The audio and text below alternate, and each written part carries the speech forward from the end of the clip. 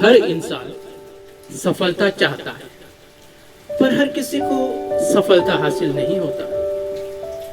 हर इंसान को शांति की तलाश है, पर हर किसी को शांति हासिल नहीं होता। तो चलिए आज देखते हैं कि सफलता और शांति को प्राप्त करने की क्या क्या रास्ता है। वैसे दोस्तों, मैं हूं गदो कारगा। आप लोगों को मेरा चैनल डीप डाइव में स्वागत है।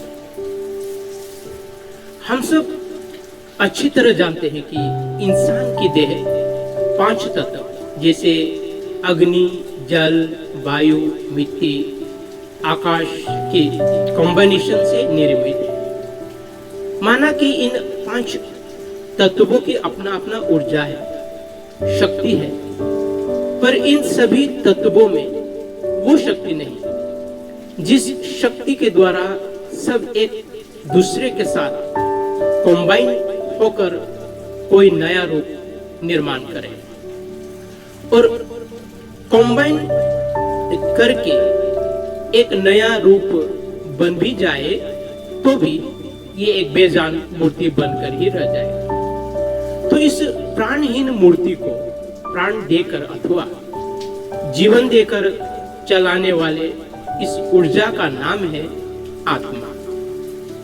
ये आत्मा सोल दिव्य है, डिवाइन है, क्योंकि ये आत्मा परम पिता का ही अंश है और परम पिता को ही हम परमात्मा कहते हैं।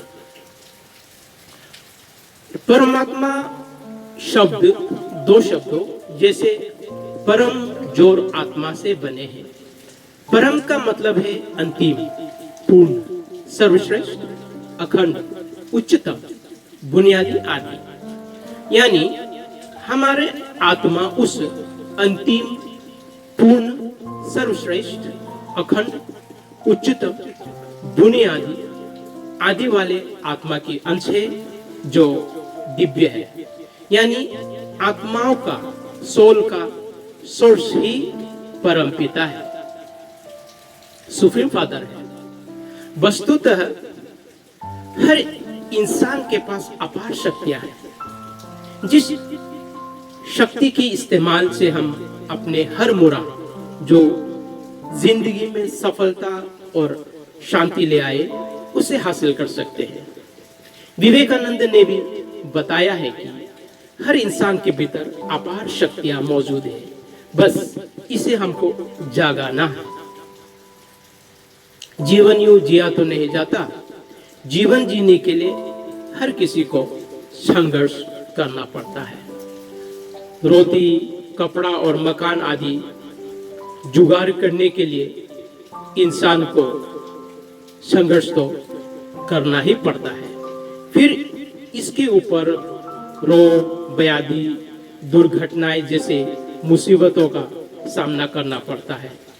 और इन मुसीबतों वो बाधाओं को अपने रास्ते से हटाने की खातिर हम लोग ऐसे ऐसे कई कदम उठाते हैं जो कदम हमारे आत्मा की शक्ति को नुकसान पहुंचाते हैं और धीरे धीरे हमारे आत्मा शक्तिहीन होने लगता है। और इस तरह हम अपने अज्ञानता के कारण हर एक जन्म में गलतियां के ऊपर गलतियां कर करके खुद की आत्मा को अशुद्ध को अपवित्र बना कर शक्तिहीन बनाते चले आ रहे हैं। और इसी कारण आज की दुनिया के ज्यादातर इंसान शक्तिहीन है। फलस्वरूप निराश, असफलता, रोग आदि की दलदल में हाथ पांव मार रहे हैं। अतः आज की इस दर्द भरी अवस्था से सीख लेते हुए हमें अगले जन्म की बेहतरीन जिंदगी के लिए निरंतर प्रयासरत रहना चाहिए। अगर हम अपने दिलो जान से इसके लिए कार्य करते रहेंगे तो हमारे वर्तमान जीवन में भी बहुत कुछ सुफल प्राप्त होते रहेंगे, अच्छा रिजल्ट आते रहेंगे। इस तरह हम एक तीर से दो शिकार कर सकते हैं। जैसे इस जन्म में सफलता वो शांति भी प्राप्त हो जाएगा और अगले जन्म की बेहतरीन जिंदगी के लिए भी तैयारी हो जाते हैं। अतः बेहतरीन वो उज्जवल भविष्य के लिए हमें अपने इस शक्तिहीन हुए मुरझाए हुए आत्मा को फिर से शक्तिशाली बनाने की, जान डालने की कोशिशें निरंतर करना ही होगा। और हम अपने अपने अंदर की जिसको कर रहे हैं अथवा फन फैलाए हुए नाच रहे हवस, अहंकार, क्रोध, ईर्ष्या, आलस, लोलुपता, वो लालच को सहारा ना देकर सतगुरु, महापुरुष, अवतारी पुरुष वो ईश्वर की दर्शाए हुए पथ पर पूर्ण विश्वास वो समर्पण के साथ चले तो ही हम अपने चंचल अधीर वो प्यासी मन पर अंकुश लगा पाएंगे। आदमी अपने मन को जितना अंकुश लगा पाते हैं उतना ही वो शांति प्राप्त कर पाते हैं। और मन जब शांति को प्राप्त कर लेते हैं तब इंसान में सहन शक्ति, लगन, दृढ़ता, साहस, निष्कपटता, आत्मविश्वास आदि की वृद्धि होती है, जो सफलताओं की सीढ़ी चढ़ने में एकमात्र सहायक है। और इस तरह हमारे सहन शक्ति, लगन, दृढ़ता, साहस, निष्कपटता, आत्मविश्वास आदि को देख कायनात भी मदद करने चले आते हैं। पर हाँ, सहन शक्ति, लगन, साहस, निष्कपटता, आत्मविश्वास आदि की विस्तार वो गहराई अनंत है। क्योंकि परमपिता अनंत है, इन सभी गुणों की विस्तार वो गहराई की माप सिर्फ खुद परमेश्वर ही कर सकते हैं। इन सभी गुणों की अंतिम ही परमात्मा है। ये सभी गुण परमेश्वर में ही पूर्ण होते हैं। इन गुणों की बुनियाद ही परमात्मा है। अतः जो इंसान सतगुरु, महापुरुष, अवतारी पुरुष वो परमेश्वर के श्री चरण में जितना विश्वास के साथ खुद को समर्पण कर सकता है, वो उतना ही जीवन में शांति और सफलता को हासिल करने में सक्षम होते हैं।